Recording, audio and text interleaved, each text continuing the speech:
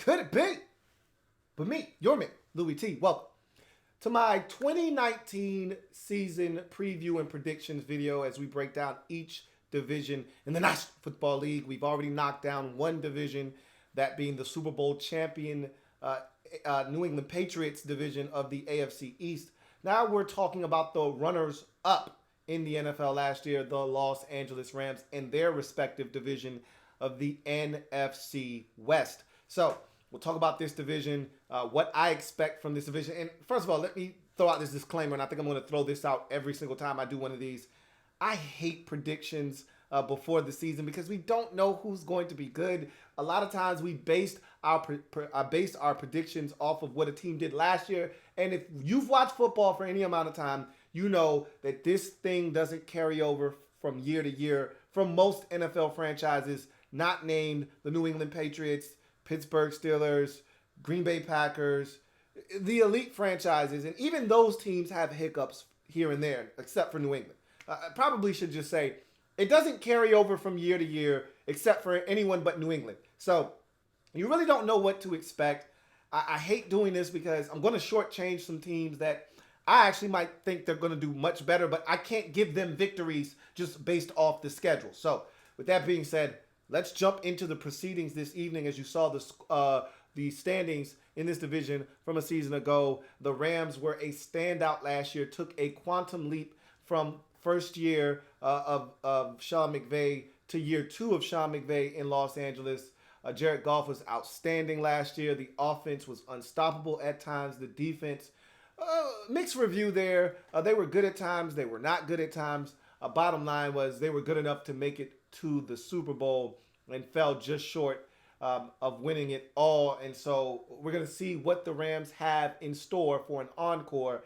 And I tried to count out the Seahawks last year. They proved me wrong. I think this is a team that they don't actually they don't rebuild. They just reload in Seattle. And so this is a team that you have to respect what they do. And then you got the young bucks in this division. The 49ers, who I think are on the come and on the cusp, and the Arizona Cardinals, who are just all brand new everywhere. Head coach, quarterback, new cast of characters on both sides of the football. Very young football team with a lot of talented football players. So let's get into this breakdown, and we start with the team that won this division a season ago, and the Los Angeles Rams. Let's take a look at their schedule in 2019.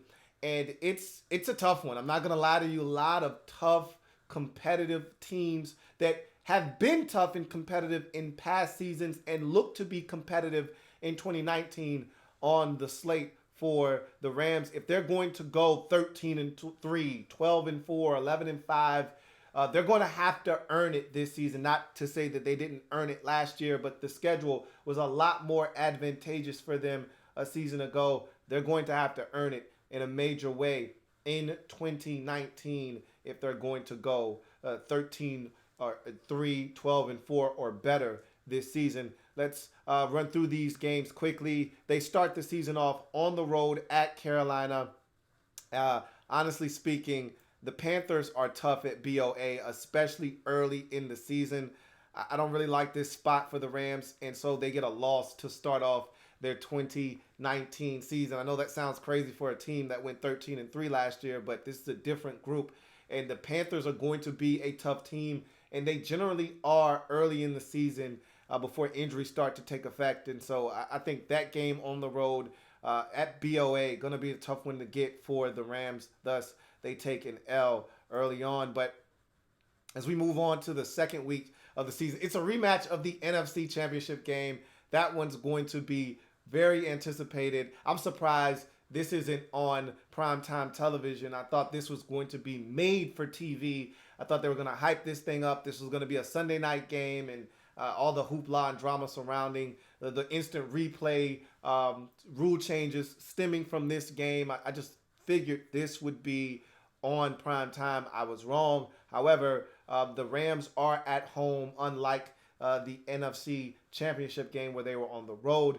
And remember, these two teams met in the regular season last year as well and played one hell of a contest. So both of those games were in New Orleans. This time they get them at home. And I think it's going to be a repeat of the NFC Championship game, except this time they're going to actually win this one outright without all of the drama. I'll take the Rams in week 2, excuse me, um, to win this ball game. Let me go back one. And take down the New Orleans Saints early in the season. Week 3, I kind of pretty much tipped my hand on what I think is going to happen there. I already told anybody that will listen, don't really think the Browns are going to be as good as advertised as everyone's thinking. And so they're at home, are the Browns, on a Sunday night. That's going to be a big spot for them. A lot of expectations. And I expect the Rams to go into Cleveland. And the type of teams that are going to frustrate Baker Mayfield are the kind that can get pressure on him and fluster him. And we know the Rams with their front four, predominantly Aaron Donald, never, ever trust a man with 2 first names. And of course, Dante Fowler Jr. can get after the quarterback. I expect them to apply pressure on Mayfield, force him into a mistake or two, and they come out victorious. As we go to week 4 versus Tampa, this is a very, very winnable game here. One that you're at home, you should be able to get. Tampa's going to be a different team with Bruce Arians as the head coach. So again, these are the reasons why I hate making predictions, because Tampa could actually be really good this year. We don't really know what to expect from them. I expect that the Rams will be better than Tampa Bay at home, and so I'll take the Rams in that game. As you go to week number 5, and this is a spot here. Thursday night football, short turnaround after the win versus Tampa. You're on the road in what I call a death trap game. Anytime Seattle plays on primetime television at home, it's a death trap. All right?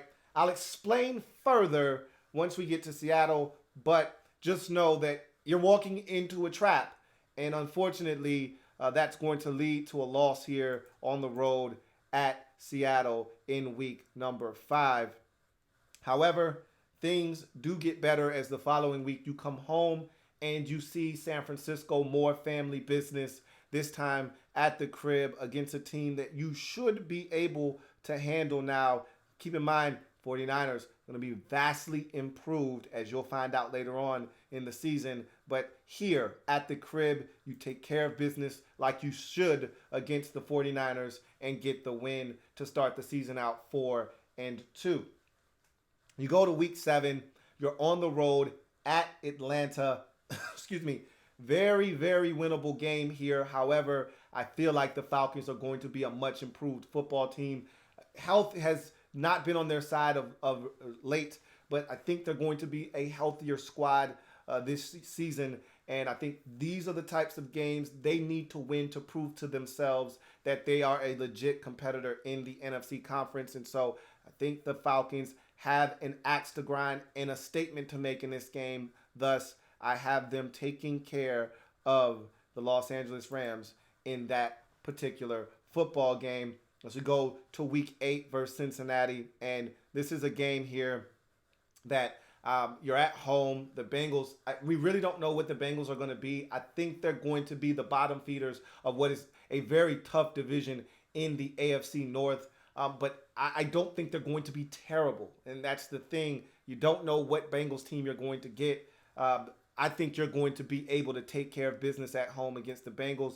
Thus, you get the dub there as well. As we continue on through this schedule, after the win versus Cincinnati, you hit your bye week in week number 9. So a well-timed bye to split the season essentially in half with a week 9 bye. Really doesn't get much better than that if you're the Rams. And look, when you make it to the Super Bowl, you deserve to have a week 9 bye that splits your season essentially in 2. So you come off the bye and you're on the road at Pittsburgh. That's a tough spot. Had this game been earlier in the season, I'd like your chances against the Steelers team that will be making an adjustment to life without A.B. However, they would have been in full swing by now in week 10, and they would have gotten their feet underneath them, and they'll probably be hitting their stride right about then. And so I think that's going to be a tough ask for you to go on the road and defeat the Pittsburgh Steelers. And thus, I have you taking an L in this ball game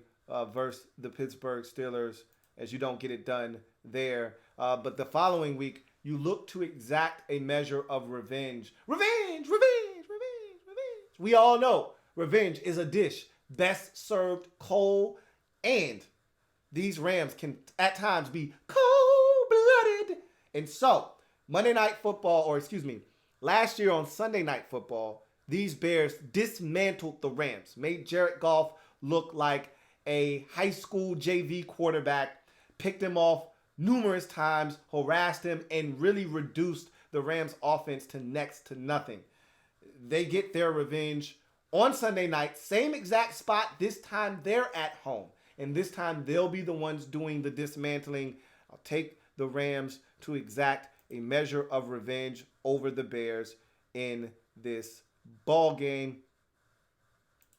Give me the Rams over the Bears. So they win that game, and the next week they're on primetime television yet again, this time Monday Night Football versus a vaunted Ravens defense, but one that they should be able to handle at the crib. Thus, I'll take the Rams in this high-octane offense in a very scary game against a tough defense in Baltimore, but I like their chances at the crib in that football game.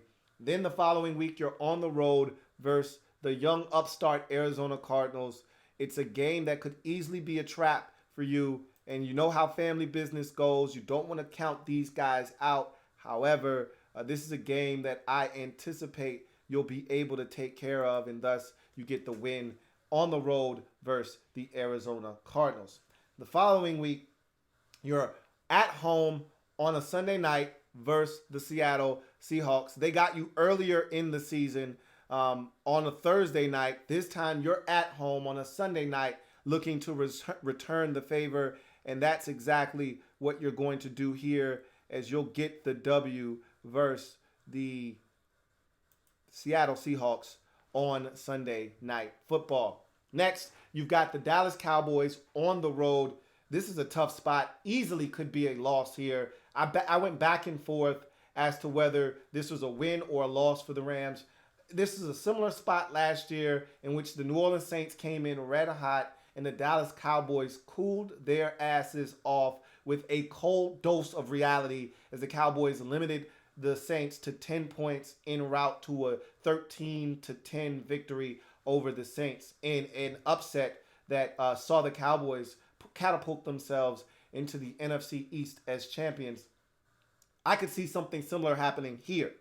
However, the Rams have beaten the Cowboys in the past. They know what it takes to beat the Cowboys, and I think they have what it takes to get it done yet again. I'll take the Rams over the Cowboys on the road late in the season. As we get down to the final two games of the season, you finish up on the road at San Francisco. These aren't the same San Francisco 49ers you've come to know and love that you can trample over at your own discretion, at your pleasure. Now, these 49ers have a quarterback in Jimmy G that's going to be healthy this year, an abundance of talent on the offensive side, and more importantly, their defense is a light years better this year. A lot of upgrades through the draft and free agency has this team really poised to make a run at the postseason in 2019. And if they're going to do that, they're going to have to beat some of the better teams in their own division. That includes this Rams football team. And thus, I think they're going to take care of the Rams at home late in the season and hand the Rams their fifth and final loss of the season, as they'll wrap up the season in Week 16 at home versus the Cardinals with a win to finish up the season at 11-5, which will be good enough for first place in this division, 4-2 overall in the division. And yes, it will qualify them for the postseason, as they will win the NFC West for the second consecutive season. Or is that now the third consecutive season, as they won it in Sean McVay's first season in Los Angeles as well? Let's move on to the Seattle Seahawks and what I think they're going to do in 2019. So we look at this schedule for the Seahawks. And they got a start where they pick off a couple of the AFC North teams to kind of wet their palate a bit, and it's not an easy start for them. You start at home though at versus Cincinnati. That's to me a game to get you right, get you going on the right foot. No AJ Green most likely. No AJ Green spells trouble for the Cincinnati Bengals and really helps you get a win there in that football game to get your season started off on the right foot. However, the following week, you're at Pittsburgh. Sounds like a game that could easily be trouble for you. I actually like you in this spot, however. Steelers, I think, again, no AB. Again, I may be overplaying that and overselling that fact that they don't have Antonio Brown. They've got other weapons. Obviously, Juju Smith-Schuster is a guy that is potentially a legit number one in this league. He's proven himself to be a guy that Ben can throw the football to and feel confident he can make plays. But now without AB on the opposite side and all of the attention and focus turning to him, can he still make the type of plays he made a season ago? We're going to find out. How will the other receivers step up? Dante Moncrief and some of the other guys, Washington. We don't really know what the Steelers are going to be. And thus, I think early on in the season, they're going to be trying to find their footing. They're going to try to ride the back of James Conner. I think you're going to know that. Shut down the run, force Ben to beat you. I don't think he'll be able to do it. And thus, I've got you getting a victory on the road versus the Pittsburgh Steelers to get to 2-0 to start off the season. Then the following week, you're at home versus New Orleans. And I like that spot for you as well. Had this game been in the Dome, I don't think you come out victorious. But because you're at the crib, I think you can take New Orleans at home. And thus, you get off to a great 3-0 start. And you're feeling good about yourself. And you look at the schedule, you see the Arizona Cardinals coming, and you're like, we're on the road. This should be a very doable game. And you walk into a trap, and the Arizona Cardinals get you in week 4 to stop your hot streak to the start of the season. And so you drop that football game as the Cardinals show you that they're not the same Cardinals from a season ago. Following week, though, you bounce back, as I talked about with the Rams. And I talked about, anytime the Seahawks are on primetime television at home, it's a death trap. And that's what this game and all the other games that they're at home on primetime television are. We all remember the game against Buffalo where there was a clock malfunction right before the half that messed the Bills up, didn't allow them to get the field goal attempt. We all remember the penalty that wasn't called on Bobby Wagner last year on a Monday night versus the Minnesota Vikings that changed the complexity of that football game. Should have been a penalty for leaping on and using his player to catapult himself over the line to block that kick. That wasn't called. And then the most infamous of calls, the Hail Mary in the end zone versus the Green Bay Packers with the replacement refs. All of these things taking place. Remember the batted fumble in the end zone of a game that the Seahawks won that should have been called that wasn't against the Lions. Everything that can go wrong for the opposition does go wrong at Seattle on primetime television. You don't go into Seattle and win on primetime. The NFL will have none of it, and thus that's a death trap for anyone walking into Seattle on primetime television, and thus this is a win for Seattle week 5 at home versus the Los Angeles Rams on a Thursday night. You go to week 6 at Cleveland. This is a game you could easily win.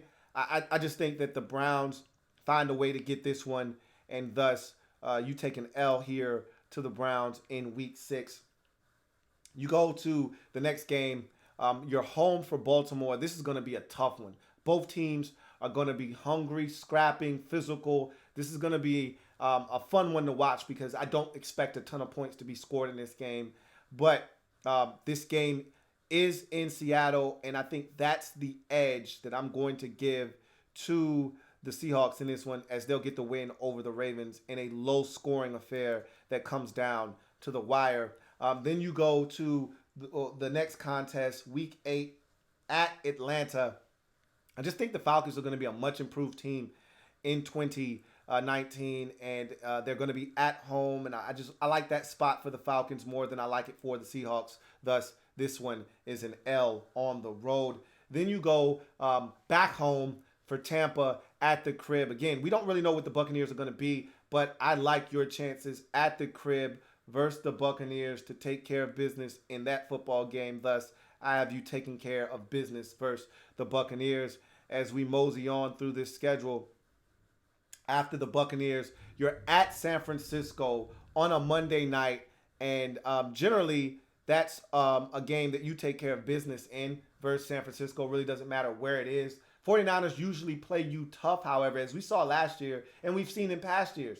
2 years ago in Seattle, they gave you a run for your money. It took a late game touchdown by Russell Wilson in the waning moments to avoid an upset of a ton of field goals in a close ball game. Last year, they had you dead to rights and let you off the hook in San Francisco. As a matter of fact, I think they beat you in San Francisco last year, if I'm not mistaken. They took you down in San Francisco a season ago. So this is a team that's no stranger to giving you everything you can ask for and then some. But that's what family business is all about. I expect the 49ers to be much improved and able to hand you a loss on primetime television at the crib in week number 10, which sends you into your bye at 6-3, or 6-4. You come out of the bye week, you're at Philadelphia. I don't like this spot at all for you in that football game. Philly's going to be a tough out this year at the crib on a Sunday night. That's just a tough ask. I'll take the Eagles in that football game. Then you go to week 13, and you're at home, and this is the same spot you were in last year, exact same spot. Late in the season, Vikings coming to Seattle on a Monday night. As I've mentioned before, any primetime games in Seattle, death trap. So you already know what this is. This is definitely a Seahawks win in that football game there. As we get to week 14, Sunday night football on the road at Los Angeles. And the Rams are going to take this one, as I've already told you before. I expect the Rams to take care of business on primetime television late in the season there. And then you finish up the season with a flurry of games that I think are ones you can handle, including one at Carolina. You've had success versus the Panthers, whether home or away. You have no problems going to BOA, as we saw last year, and coming out victorious. I think you'll do it again. You'll go into Bank of America and come out with a win. Thus, I have you winning that game and finishing up the season with 2 home games versus 2 family business opponents. You'll take care of both of those in order, and I expect you to come out victorious in those 2 games to wrap up your season at 10-6, which is good enough for second in the division and is also good enough for you to sneak in the back door of the postseason as a wild card team. So for the second year in a row, Seahawks finished 10-6 and also qualify for the postseason. Now we go to a team that I am truly drinking all of the wine on in the San Francisco 49ers. Now, this record may not indicate that because, again, it's tough to give out wins and losses in certain games. They could easily win a couple of games that I'm giving them losses for here and end up 10-6. And I would not blink. I talked about them on my podcast as my number one script flipper of 2019, meaning a team that was drafting in the top 10 and could potentially make the postseason in 2019. The 49ers, they're approaching this season with a Super Bowl or bust mentality. I wouldn't go as far as to say that that's accurate in how I feel about this team. I do not think they're a Super Bowl contender at this moment, but I do think they're a team that could compete for a postseason spot in the NFC conference. That's how high I think of the 49ers now. It all has to come together, but Kyle Shanahan, to me, one of the best offensive minds in all of football. I think they have all the requisite pieces on the defensive side as well, with the acquisitions that they've made in the offseason of Quan Alexander and D Ford and adding Nick Bosa, this and seeing Defoe's development, this defense is ready to explode. This offense has everything Kyle Shanahan needs to make them one of the better offensive units in football. This is a dangerous team in San Francisco. Again, this record may not indicate that, but I think they can be better than what I'm giving them here on paper. Let's get through this quickly, however. So we start out the schedule of the 49ers. Week 1, they are at Tampa Bay in a very winnable spot here, but I just don't see them. First game under Bruce Arians watching Tampa, it's going to be lit at Raymond James. Is it even called Raymond James anymore? Whatever they call the stadium in Tampa, it's going to be raucous. They're going to want to win it for BA in his first game as Bucs head coach. I think they're going to get that game, thus, at the 49ers dropping that first game of the season. That easily could be a win, though. That's one of the games I'm referring to that if they win that football game, and they could easily win 10 games this season. The following week, they're on the road yet again. This time, it's versus Cincinnati, but this is going to probably be without A.J. Green. I think they can get after Andy Dalton, make life hell for him in that game, and win on the road versus the Cincinnati Bengals. Then you get to week 3, and this is your home opener. It's a tough one because it's the Pittsburgh Steelers. I think by week 3, they would have figured out who they are offensively. They'll have their identity. Ben will know who he can rely on, who he can get the football to. I think they will be in an offensive rhythm by then. Had you caught them in the first 2 weeks of the season, like Seattle did, I think this could have been a game you might have been able to get. However, I think they'll be okay by week 3, and thus have you dropping this game to the Pittsburgh Steelers at home. And this sucks, but you got a week 4 bye. So right as you start to get lathered up into the season and you're starting to get a little bit of consistency, some continuity going, boom, here comes a bye week. And so, yep, you've got to go the final 13 weeks of the season without a break. So good luck with that. You're going to need it. So we push forward. You come off the bye, and you get an extra day of preparation for the Cleveland Browns. It's the perfect spot for you to come off the bye and get a dub versus the Browns. You'll have a full week and an extra day to prepare for them, and I think you get it done on a Monday night versus the Cleveland Browns. Much like I said with the Rams, this is the type of defense that's going to harass the Browns, harass Baker Mayfield, make life hell for him, a defense that can get after him. With all of the pass rushers that you have, I think Baker Mayfield's going to be in a little bit of trouble in that particular game. The following 2 weeks, you're on the road, the first of which is at the Rams in a spot that I don't like for you there. And so I'm going to give that one to the Rams. This next game is against the Redskins, one that you could easily win at Washington, but you're traveling across time zones. I like this spot for the Redskins here, as I think you take an L there as well. Easily could win that football game. Those are the 2 games that I think could easily go your way and make this a 10-6 season and potentially qualify you for the postseason. But I've got them as losses as we sit here today, and that's why you're potentially not going to get to double digits in 2019. But we continue on. Carolina at the crib. I actually like this spot for you here versus the Panthers. I think these, again, with the kind of speed that you have defensively and the kind of guys that can get after the quarterback, these are the types of teams that are going to bother mobile quarterbacks like a Cam Newton and harass him. He won't be able to get away and run and extend plays. And so I think you can take care of the Panthers at the crib, thus having you winning that football game. As we move on to the next game on the docket, you're at Arizona on a Thursday night. The only game the Cardinals have on primetime television. They're going to want to show out. They're going to want to show up and have a big-time contest against you. However, I don't think, and here's the crazy part, and I know the Cardinals fans are going to kill me, and I'm okay with this. They've beaten your ass 8 straight times, okay? You haven't beaten the Cardinals since like 2014, okay? It's been a while. They've swept you each of the last 4 seasons.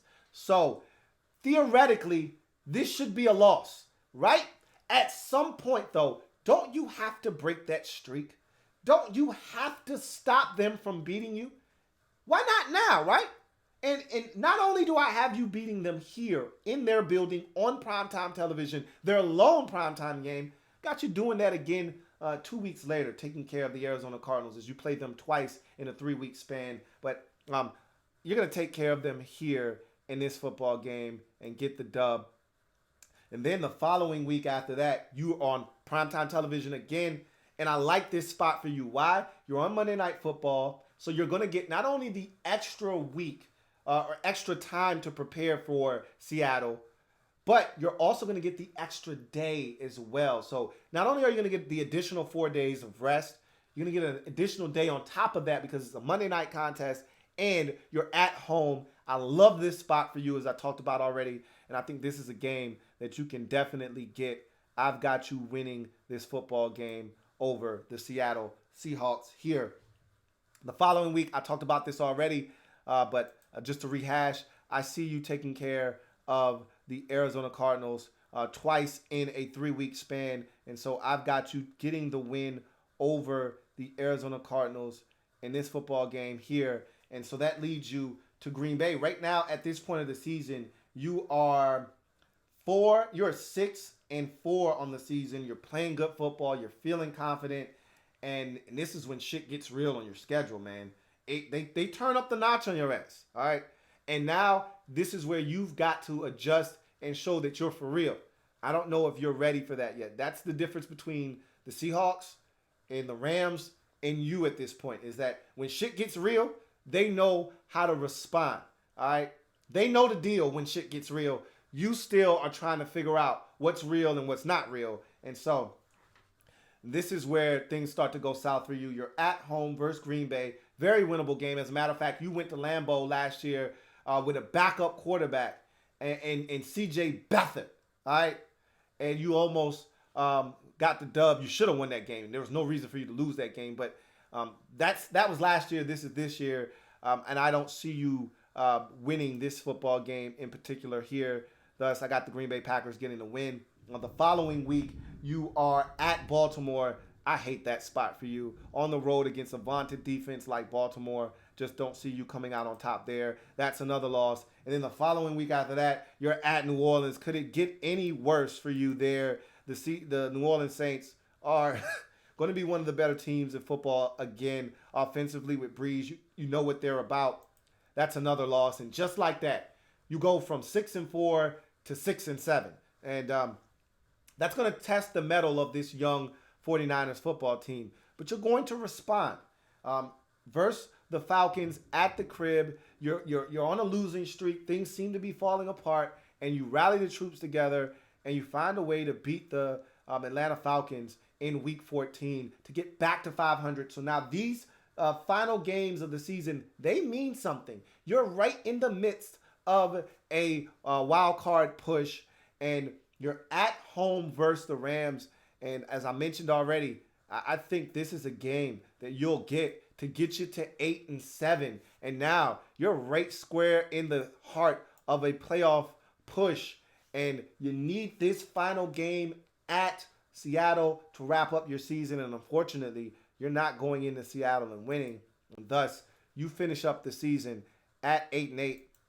This could easily be 10-6. This could easily be 9-7. Beat the Redskins, beat the Bucks, beat both of those teams, and you're staring at 10-6 and potentially a wild card berth in the NFC conference. But right now, 8-8, only good enough for third in your division. 4-2 in the division, however, which is better than the 3-3 mark the Seahawks post. But nonetheless, you're not good enough to make it to the postseason at 8-8. Finally, we get to the Arizona Cardinals, and I know a lot of Cards fans, including my man B.E., going to kill me for this, but I think the Cardinals are actually going to be better than what I'm giving them here. But I can't give them victories. They're going to have to go out and take them. And so this is a much improved football team. This is why it's hard for me to stomach what I'm about to do to them. But they're young, and young teams get taken advantage of in this league. And so while I feel bad on one hand because I think they're much more talented and I think they're going to be better coached in 2019 than they were in 2018. But you're still dealing with a rookie quarterback like they were last year. There's still questions on that offensive line like they were last year.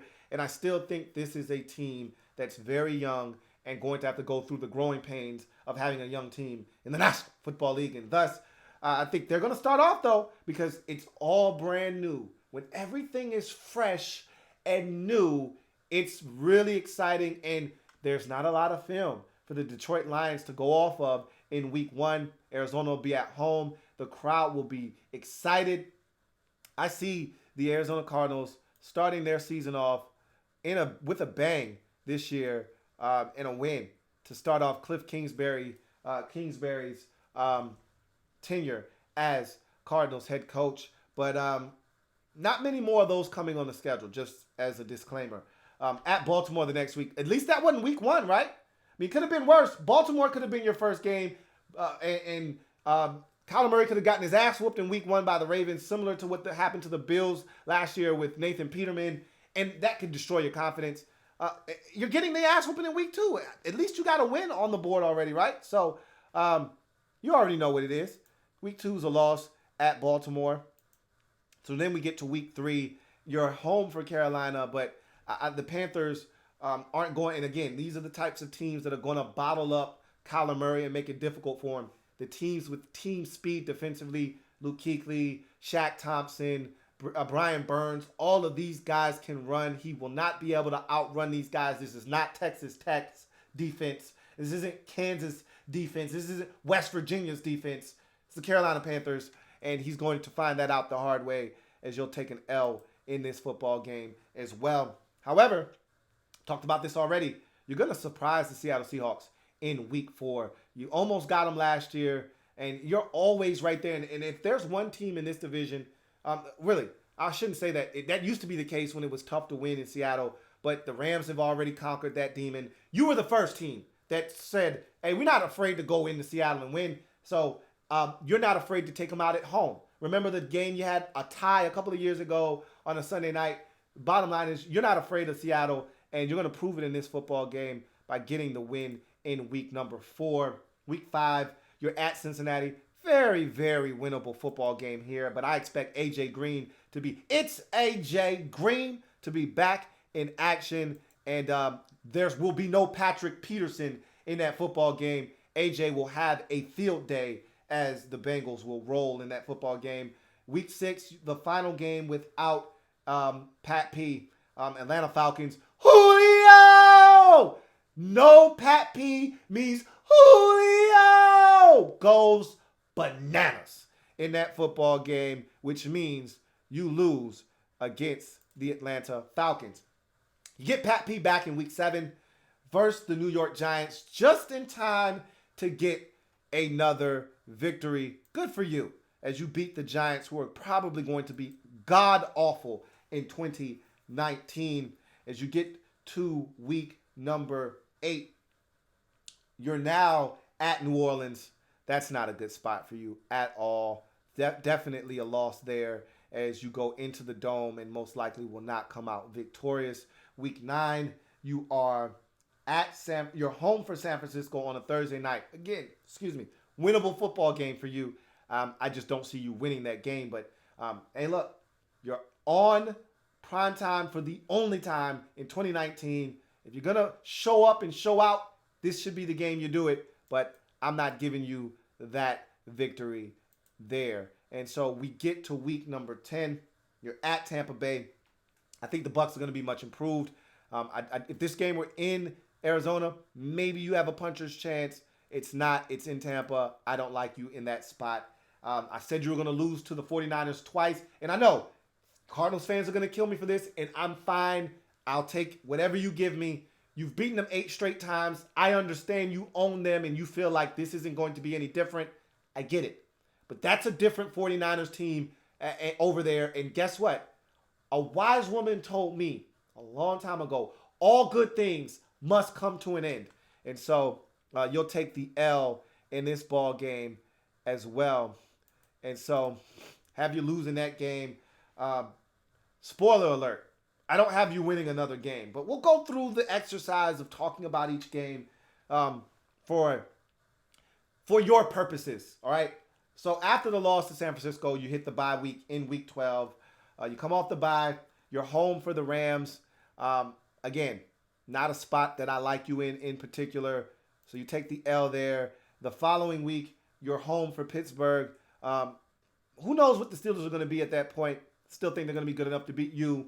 The following week, you're home. So you get 3 straight home games. This one, the final of those 3 at home against the Browns. I'd like to think you're going to get at least one of those games, right? Right? I'm not giving you any of them, but theoretically, you should be able to win 1 of 3 straight home games. Unfortunately, I'm not giving you that one either. And so now we finish up the season on the road against the 2 best teams in your division. Go figure. If you were thinking maybe I can sneak one out the back door on the way out of the season, no. Not on the road at Seattle and not on the road at Los Angeles either. That puts you right in the same spot you were in last year at 3-13, 1-5 in the division, which is worse than what you were because you were 2-4 in the division last year. Obviously, that's 4th place in your division. And, of course, that's not going to qualify you for postseason play. But I think you're going to be better than that. I think the Cardinals are realistically a 6-10 team. 7-9 if things bounce their way. I don't see you being any better than that. But I think 3-13 is a little extreme. But, again, I'm not going to give you wins. You got to go out and earn them. And I think those are the 3 you can get on your schedule. And you're going to fall into a couple of wins against some teams on this schedule. So I honestly see you at 6-10, but again, can't give you 6-10. Just don't see it happening. So that's the NFC West in a nutshell. You can see my standings for this division in 2019 up above. We'll take a quick break. We'll come right back, and I'll open up the phone lines. We'll go live. I'll open up Twitter. Use the hashtag LouieTLive on YouTube and Twitter to have your comment read on the air. We'll open up the phone lines, and I'll let you guys have the floor. I know BE's probably going to be the first one to call and tell me how wrong I am about his Cardinals and how they're going to win 10 games.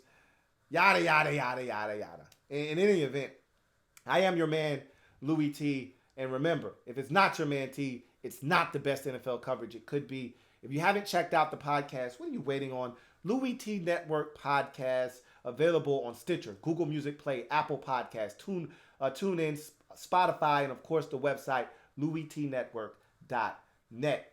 Until next time, which will be in exactly 10 or 15 minutes, I'm your man Louie T, signing off. I'll see you for the live react video. Have a good one. Louie T Network.